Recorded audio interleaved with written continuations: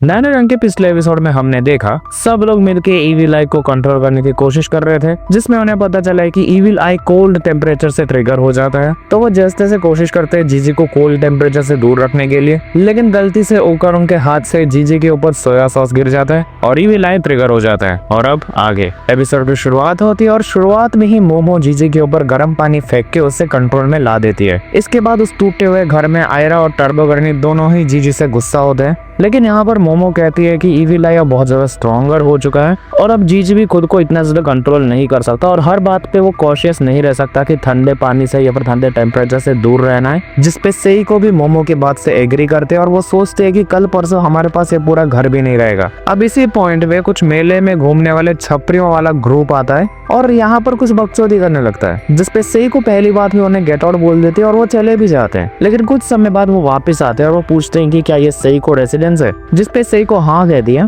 और वो लोग अपना इंट्रोडक्शन देते हैं। दरअसल ये छपरी ग्रुप वही हायाशी एक्सोर्सिज्म के ग्रुप थे जिनको सेइको ने बुलाया था। अब यहीं पर सेइको बिना वक्त गवाए रिचुअल के कपड़े पहन लेती है। अब यहीं पर हमें इस ग्रुप के बारे में पता चलता है कि इनको एक्चुअल में कोई स्पिरिट से सेंस नहीं होती, ये अपने म्यूजिक को किसी तरह स्पिरिट्स की दुनिया में ले जा सकते हैं और उसी की वजह से वो एक्सोर्सिज्म करते हैं। तो दरअसल ये लोग भूत भगाओ बैंड टाइप के थे, जिन्हें देख के ओकरन और मोमो दोनों ही एक्साइटेड हो जाते हैं, जिसपे वो पहली बार में तो सेटअप करके म्यूजिक टेस्ट करता है लेकिन फेल हो जाते हैं। अब ये सब लोग उम्मीद छोड़ने ही वाले थे कि एक्चुअल रिचुअल शुरू होता है। सेइको जीजी को एक पत्थर पे लेटा के उसके आसपास आग जलाती है और अपना रिचुअल शुरू कर दिया। ये हायासे वाले भी अपना गाना शुरू कर देते हैं, लेकिन उनका गाना एक रॉक स्टार की तरह होता है, जिसपे ओकारुन और मोमो दोनों ही एक पल के लिए भूल जाते हैं जो उसके दोस्त की जान खतरे में है और वो इस रॉक कॉन्सर्ट को एंजॉय करते हैं। तो अब यहाँ पर इनका कॉन्सर्ट शुरू होता है और एक्चुअल में ये लोग बहुत अच्छा गा भी रहे थे। अब इनका म्यूजिक एक्चुअल में कनेक्ट भी कर जाता है स्पिरिट वर्ल्ड से और बहुत सारे स्पिरिट्स को भी हम देखते हैं।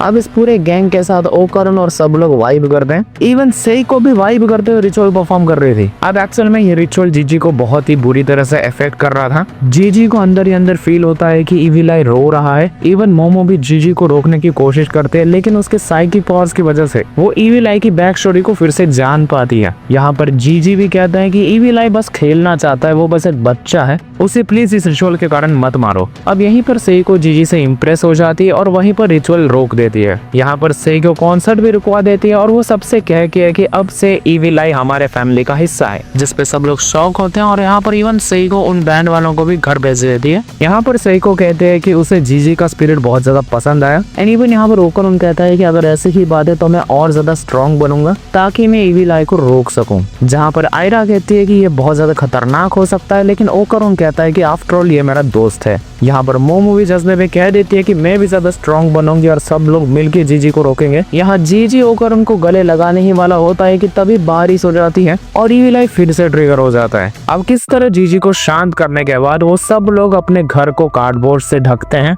अब इसके बाद सेई को जीजी को एक्चुअल में ट्रेन करते हैं कि अपने स्पिरिट लेवल को कैसे संभाला जाए, क्योंकि सेइको के अकॉर्डिंग जीजी के पास बहुत ज्यादा स्पिरिचुअल पावर है और अगर वो इस स्पिरिचुअल पावर को कंट्रोल करना सीख गया तो फिर वो इविल आई को अपने आप ही रोक सकता है। तो हम देखते हैं रात में ओकारुन जीजी को सपोर्ट करते हुए उसके साथ हमेशा रहता है, उसका ख्याल रखता है ताकि वो गर्म पानी से हाथ धोए एंड इवन वो घर के कार्डबोर्ड पे नजर डालता है कि कहीं वो टूट ना जाए और टेम्परेचर कूल ना हो जाए। यहाँ पर ओकारुन अपनी असली वजह बताता है क्यों वो जीजी को इतना ज्यादा सपोर्ट करता है। वो कहता है कि एक टाइम पर मैं भी टर्बो ग्रैनी के कब्जे में आ चुका था और मैंने मोमो और उसकी फैमिली को बहुत ज्यादा तकलीफ भी दिया, लेकिन उन्होंने कभी मेरा साथ नहीं छोड़ा। वो कहता है कि जब सब ठीक हो चुका था तो ओकारुन एक्चुअल में उनके घर गया था थोड़े बहुत पैसे देने के लिए एज अ ग्रेटिट्यूड, लेकिन सेइको ने उसे साफ इनकार कर दिया और उससे कहा कि अगर तुम मुझे सच में ग्रेटिट्यूड दिखाना चाहते हो तो बाकियों की मदद करो जो कि तुम्हारी तरह मुश्किल में फंसे हैं। तो यूं पर सुबह होती है और सब लोग उठते हैं। सबसे पहले आयरा उठती है और अपना 1 घंटे का मेकअप करती है। सब लोग मिलकर ब्रेकफास्ट करते हैं और जीजी अभी भी सीख रहा था कैसे शी को कंट्रोल किया जाए। सब लोग स्कूल चले जाते हैं लेकिन जीजी घर पे रहता है। यहाँ स्कूल में मोमो डिसाइड करती है कि वो पार्ट टाइम जॉब करेगी ताकि वो घर के रिपेयर में काम आ सके,